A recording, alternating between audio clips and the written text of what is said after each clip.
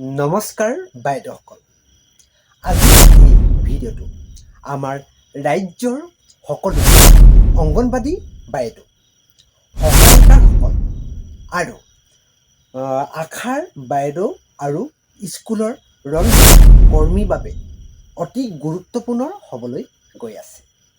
আপোনালোকে আগতে বহুত খবৰ পাইছে, কিন্তু আজি মই একেবাৰে নতুন 3টা চৰকাৰী আপডেট লৈ আহিছোঁ, যিবোৰ আপোনালোকৰ কাম আৰু উপাৰ্জনৰ লগত জড়িত। আজিৰ ভিডিঅ'ত আমি আলোচনা কৰিম কেনেকৈ অংগনবাদী কেন্দ্ৰবোৰ স্মাৰ্ট হ'ব, আশাৰ কৰ্মীসকলৰ নতুন ডিজিটেল ইনচেণ্টিভ কি, আৰু ৰন্ধন কৰ্মীসকলৰ বাবে চৰকাৰে কি নতুন সুৰক্ষা আঁচনি আনিছে। ভিডিঅ'টো অলপো স্কিপ নকৰিব, কাৰণ আপোনালোকে ভিডিঅ'টো প্ৰথমৰ পৰা শেষলৈকে চাব। প্ৰতিটো পইণ্ট আপোনাৰ বাবে খুবেই দৰকাৰী। আগবাঢ়ো প্ৰথম আপডেটটোলৈ।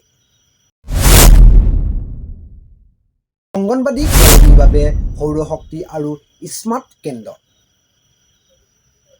প্ৰথম খবৰটো হৈছে অংগনবাদী বাইদেউসকলৰ বাবে চৰকাৰে ইতিমধ্যে 48,000তকৈও অধিক কেন্দ্ৰত সৌৰশক্তি অৰ্থাৎ ছলাৰ পাৱাৰ সংযোগ কৰাৰ বাবে 1061 কোটি টকাৰ অনুমোদন দিছে। বাইদেউসকল, এতিয়াৰ পৰা কেন্দ্ৰত লাইট বা ফেনৰ বাবে আপোনালোকে চিন্তা কৰিব নালাগে। চৰকাৰে নিজাকৈ ছলাৰ পেনেল লগাই দিব। ইয়াৰ লগত সংগতি ৰাখি সক্ষম অংগনবাদী আঁচনিৰ অধীনত কেন্দ্ৰবোৰ এতিয়া ডিজিটেল শিক্ষাৰ বাবে টিভি বা স্মাৰ্ট টেবলেট দিয়া হ'ব। যিহেতু কালি মই এই বিষয়ত অলপ আলোচনা কৰিছিলোঁৱেই। এইটো কিয় কৰা হৈছে? যাতে আমাৰ গাঁৱৰ শিশুসকলে চহৰৰ উন্নত শিক্ষা পায়। গতিকে সাজু হওক, আপোনালোকৰ কাম এতিয়া অধিক আধুনিক হ'বলৈ গৈ আছে। আশা কৰ্মী সঞ্জীৱনী আৰু নতুন ডিজিটেল ইনচেণ্টিভ। দ্বিতীয় খবৰটো আমাৰ আশাৰ বাইদেউসকলৰ বাবে।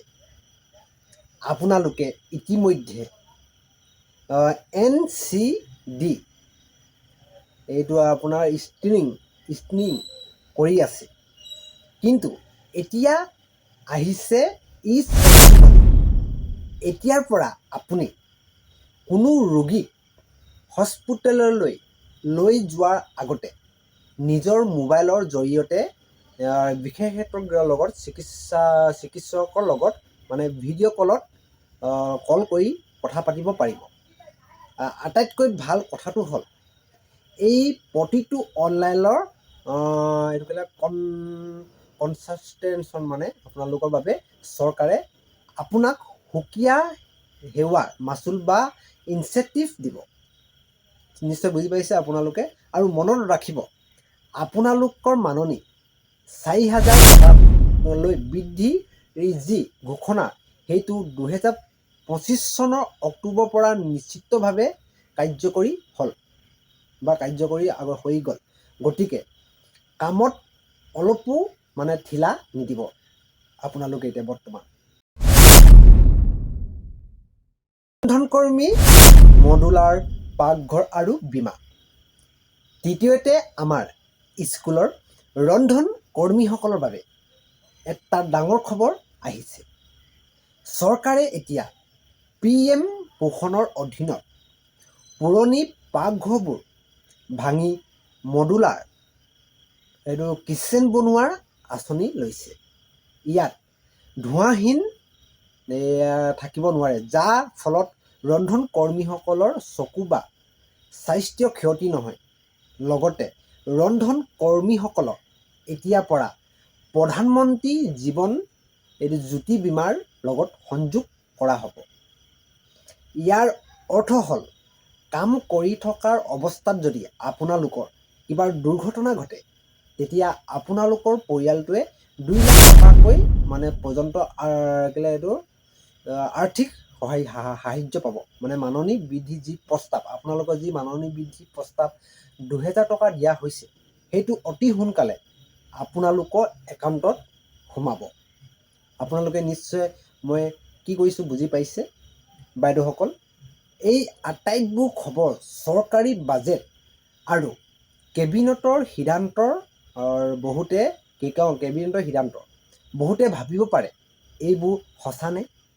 মই আপোনালোকক নিশ্চিত কৰি দিছোঁ যে এইবোৰ অফিচিয়েল খবৰ, কিন্তু সাৱধান এই সুবিধাবোৰৰ বাবে কোনো লোকে আপোনালোকক যেনে দেদালবোৰে আপোনালোকক পইচা বিচাৰিলে কেতিয়াও নিদিব। আপুনি পোনপটীয়াকৈ আপোনাৰ যিবিলাক CDPO অফিচ বা হেল্থ চেণ্টাৰত যোগাযোগ কৰিব। আজি ভিডিঅ'টো কেনে লাগে কমেণ্টত আপোনালোকৰ মতামতসমূহ জনাওকচোন। আৰু এই যিবিলাক খবৰ মই আপোনালোকক দিলোঁ এই খবৰকেইটা পাই আপোনালোকে কেনে পালে বা আপোনালোকৰ বিশেষ কিবা ক'ব লগা আছে নেকি তলত আপোনালোকে মোক কমেণ্ট কৰি বা জানিব বিচাৰিলেও সুধিব পাৰে। আপোনালোকে তলত কমেণ্ট কৰি নিশ্চয় সুধিব বুলি মই আশাবাদী। আৰু আপোনালোকে আমাৰ এই BG News 8 চেনেলটোত যদি প্ৰথমবাৰৰ বাবে ভিজিট কৰিছে তেন্তে সকলোৱে আমাৰ এই চেনেলটো ছাবস্ক্ৰাইব কৰি ৰাখক, কিয়নো এনেধৰণৰ গুৰুত্বপূৰ্ণ আপডেটসমূহ মই আপোনালোকলৈ লৈ আহোঁ। আৰু আপোনালোকক মই এটা কথা কৈ থওঁ যে আপোনালোকে ভিডিঅ'টোৰ তলৰ কমেণ্টত বহুত ভুৱা বুলি বা মিছা নিউজ বুলি প্ৰচাৰ কৰি আছে বুলি মোক কমেণ্ট কৰি গালি গালাজ দি থাকে। এই ক্ষেত্ৰত মই কওঁ যে এই ভিডিঅ'বিলাক মই সম্পূৰ্ণ অফিচিয়েলি তথ্যৰ ওপৰত ভিত্তি কৰি ভিডিঅ'বিলাক মই বনাইছোঁ, কোনো ভুৱা নহয়। সেইবাবে আপোনালোকক মই জনাই থলোঁ। আজিলৈ ইমানেই। অন্য এটি ভিডিঅ'ত লগ পোৱাৰ প্ৰতিশ্ৰুতিৰে মই আজি সকলোৰ পৰা বিদায় ল'লোঁ। ধন্যবাদ।